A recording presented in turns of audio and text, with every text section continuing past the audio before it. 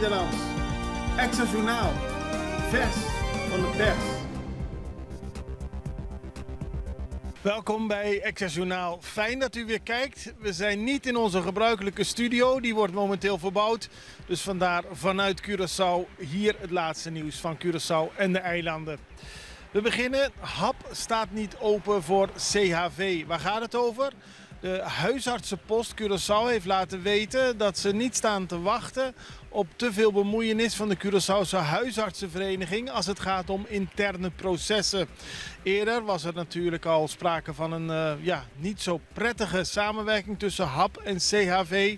Er werd afgesproken dat er veel zou worden afgesproken, veel zou worden overlegd. Maar nu laat de HAP weten dat het op deze manier niet zit te wachten op meer bemoeienis van de doktoren. Het moet vooral over de inhoud gaan en niet over de interne processen. Dat zat vandaag in de extra.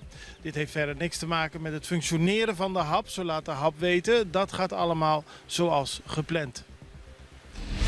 Pisas praat met Jean Dino. Het gaat over minister-president Gilmar Pik-Pisas. Die had gisteren een overleg met Jean Dino Asporaat. Hij is de eigenaar van Hoffie Mango. En hij was zeer geschrokken door de vele schade die is ontstaan door de regenval. Hij heeft ook samen met de minister-president op tafel gezeten en andere betrokkenen om een nieuw plan over het waterbeheer van Curaçao te bespreken. Het is afgesproken dat de ministeries van Gezondheid en van VVRP samen met mensen van de organisatie van Jean Dino om tafel gaan zitten. Ook zal dinsdagochtend een bezoek worden gebracht aan het park van Jean Dino om te kijken wat de schade is. En op die manier moet er iets beters voor Curaçao naar voren komen. Dat is tenminste het idee van deze vergadering. En de minister-president en Jean Dino hebben laten weten positief terug te kijken op de vergadering.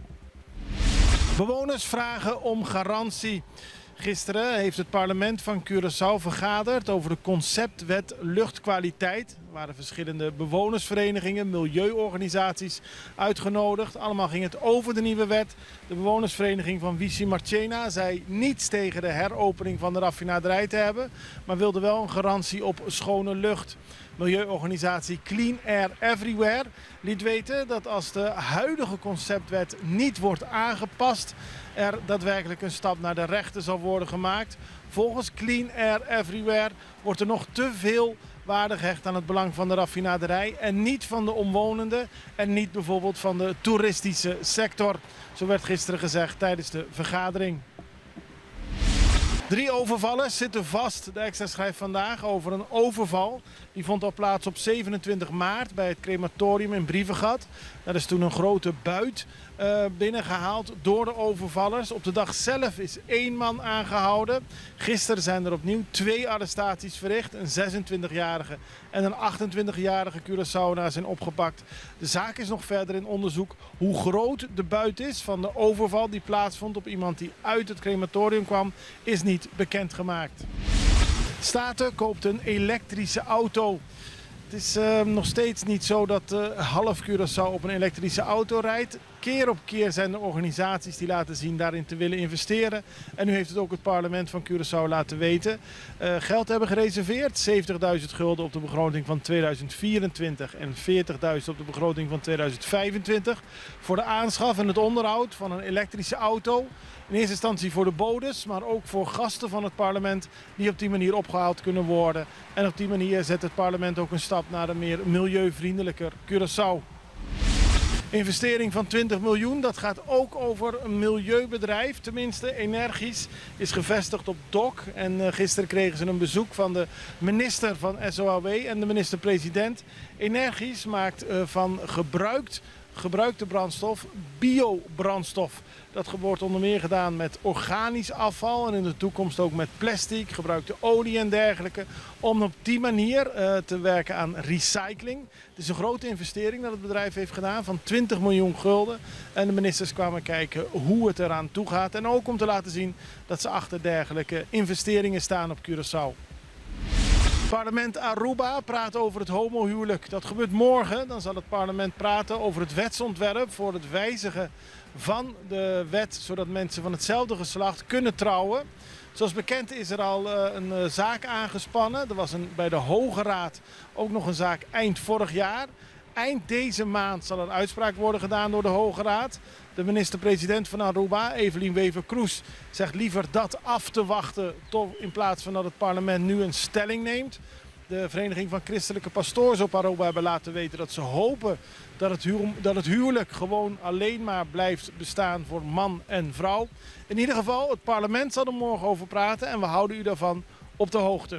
Even tijd voor een break. We zijn zo bij u terug.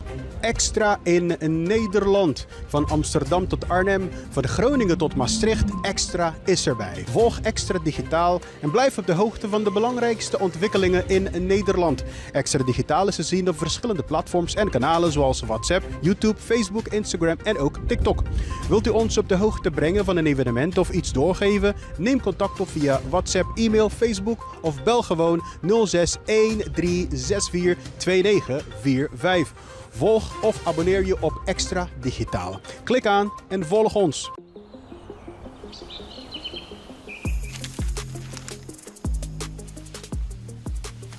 Welkom op Curaçao, een van de mooiste eilanden in de Caribiën. Een ware parel. En het is een eiland waar je van heel veel zaken kunt genieten. Van de natuur, van de zee, van het eten, van de mensen en zoveel meer. Curaçao is een eiland waar heel veel gebeurt op het gebied van politiek, cultuur, sport en zoveel meer. En Extra Journaal brengt het belangrijkste nieuws van Curaçao. Maar we hebben ook aandacht voor al het nieuws op Bonaire en Aruba en op de bovenwinden, Saba, Sint Maarten en Sint Eustatius. En we belichten al het nieuws van alle kanten. Het nieuws is duidelijk, actueel en vers van de pers. Extra Journaal, elke werkdag op Salto. Op Curaçao zijn we de hele dag bezig met het maken van Extra Journaal. Volg ons op je favoriete Amsterdamse zender, Tauro.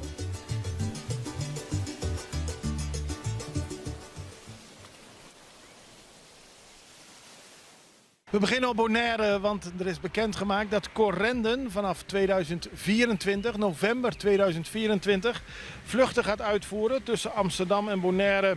De luchtvaartmaatschappij zet zich in voor een rechtstreekse verbinding van Bonaire naar Amsterdam. De vlucht van Amsterdam naar Bonaire gaat via Curaçao en in totaal zal Corendon 2 keer per week naar Bonaire vliegen. Norman Servos, woordvoerder van Corendon, laat weten dat er wordt gevlogen met een modern vliegtuig, de A350. En dat is een moderner, efficiënter en stiller vliegtuig dan wat bijvoorbeeld de KLM heeft. Passagiers kunnen kwaliteit van ons verwachten. De eerste vlucht staat vooralsnog gepland op zondag 3 november. En dan gaan we naar Sint Maarten, want daar is iets aan de hand in het parlement dat enige uitleg nodig heeft. Er is een nieuwe regering. Sowieso is de regering er gekomen na de parlementsverkiezingen. Sommige parlementariërs zijn beëdigd en nu moeten nieuwe parlementariërs worden beëdigd om weer het parlement van 15 personen te hebben. Vorige week lukte dat niet en ook gisteren is het niet gelukt. Aan wie het ligt, daarvoor wijzen de twee partijen naar elkaar. Er moet een meerderheid zijn om de nieuwe parlementariërs te kunnen beëdigen. De oppositiepartijen zeggen van ja, niet eens alle coalitieparlementariërs zijn er. Dus waarom zouden wij hen daaraan helpen? De coalitiepartijen die willen dat er geholpen wordt. En het feit is dat er nu nog steeds geen volledig parlement op Sint Maarten is. De minister-president, Luc Mercerina, heeft laten weten dat hij erg teleurgesteld is over de handelswijze van de parlementariërs. Vanuit de oppositie heeft voormalig minister Otley al laten weten of dit niet betekent dat de nieuwe regering helemaal niet kan regeren. Als ze niet eens kunnen zorgen dat de nieuwe parlementariërs op hun plaats gezet kunnen worden. En de PFP heeft laten weten, door middel van leider Melissa Gums, dat in het landsbelang iedereen gewoon moet zorgen dat er dadelijk weer een parlement van 15 personen is. Een van de argumenten die werd gebracht gisteren is dat Christophe Emmanuel van de NOW, die minister wil worden, maar nu eerst nog moet worden beëdigd in het parlement, dat hij medicijnen moest halen en daarom niet aanwezig kon zijn. Ze legde uit dat ook daarvoor begrip moet zijn. In ieder geval, Melissa Gums probeerde deze hele situatie met alle argumenten die ik net noemde voor de bevolking van Sint Maarten uitleg te geven door middel van een live op Facebook. We hebben daar een deel van gebruikt om te laten zien hoe zij probeert uitleg te geven aan de huidige situatie en een oproep te doen aan samenwerking binnen Sint Maarten. Kijk naar Melissa Gums van de PFP. Why this did not happen.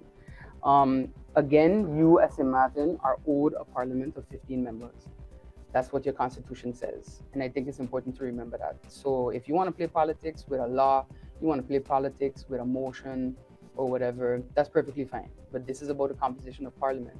And nowhere in the world, in mature political democracy, parliamentary democracies, do you see the composition of parliament being a game that is played. So I would remind, especially the newer MPs, even on the other side, because some of us learned from those who came before, and some of us, learned just the bad of who came before. So I think it's important to remember that and to keep that in mind. If you want to call yourself a country, you want to behave like you're a country, this is what it is. It's literally looking at it and saying, you know what, at the end of the day, the people's business has to be handled, and the composition of parliament is not something to play a game with. That's really what I wanted to come up and say, just for the edification of the public, and also just to correct that statement about MP Emmanuel not being here. MP Emmanuel can defend himself. I don't have to defend him, but nevertheless, one thing about me is if you can play politics with facts as well. I'm not going to let these people continue to lie. That's not why he's not here. The man had to go get medication. And if I had to have patience for 7.5 months while Parliament was at a deficit because somebody did not want to give up their seat and let the next in line come in, and I think we can have a little patience with someone trying to go and get their medication for their pressure. So that's basically it. Just wanted to update everybody on what exactly happened, what actually happened, so that you're not emotionally hijacked by the kings of emotional hijacking. So I wish everybody a good rest of the Monday and a good week for this week ahead. And hopefully when everyone is back, we can see Parliament restored to its full complement of 15 members, as is dictated by the Constitution. En dan gaan we naar Ecuador, want de criminaliteit is daar alarmerend, zo wordt gesteld. Het groeit op een alarmerende manier. Dat heeft het hoofd van de Verenigde Naties Agentschap tegen Drugs en Misdaad gezegd. Maandag was ze op bezoek op het eiland en ze noemde de opkomst van de georganiseerde misdaad plotseling en alarmerend. In de afgelopen maanden is de dreiging van bendes en criminele groepen in Ecuador plotseling en alarmerend geïntensiveerd, waardoor de vrede en welvaart worden ondermijnd. Dat zei de woordvoerder van het agentschap tegen drugs en misdaad, het UNODC, mevrouw Ghada Wali. Ze zei dat tijdens een persconferentie in Quito op maandag, toen de nieuwe locatie van het agentschap werd geopend. De uitbreiding van drugshandel, vooral van cocaïne, heeft de criminele concurrentie veroorzaakt met geweld op straat en in de gevangenissen van Ecuador, aldus haar. Minstens 80% van de moorden in Ecuador worden toegeschreven aan de georganiseerde misdaad. Daarmee zijn we aan het einde gekomen van deze bijzondere aflevering van Access Journaal. Ik wens u nog een hele prettige dag. Het allerbeste en tot ziens. Dag.